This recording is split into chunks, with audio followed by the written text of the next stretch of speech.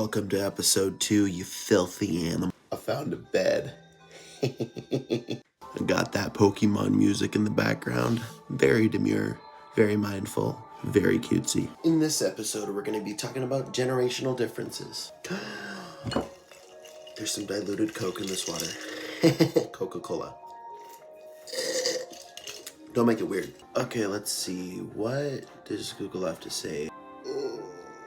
I'm getting tired. Let's get through this. Starting us off as the first source, Johns Hopkins University has a take on the changing of generational values. Mr. Jacob, why do you want to talk about values? Well, my star pupils, I'm glad you asked. It's because I am talking about my family tree as far back as my great-grandfather, which spans back about 80 years, and there's definitely been a change in values about going to school and working and such things like that are super fun to talk about. Let's talk about some historical events real quick. As I mentioned in the first episode, my great-grandfather fought in the Navy in World War II. A significant historical event. This historical event was a great influence on deciding whether or not to go to school. And see, there's this thing called the GI Bill, and the GI Bill paid for you to go to school in full if you fought in the military. This brings us to our first point in the article from Johns Hopkins University,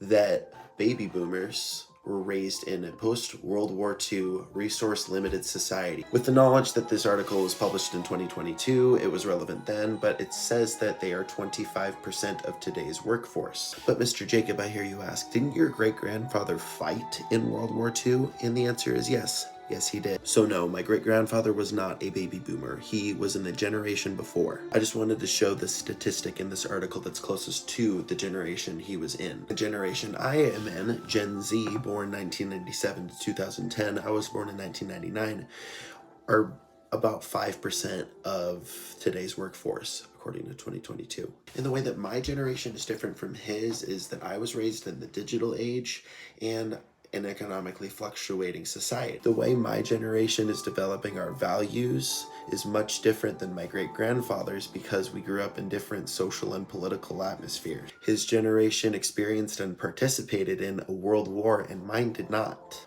More Coke water. Another source I found online claims that from 2019 to 2022, there was an 8% decline in college enrollment.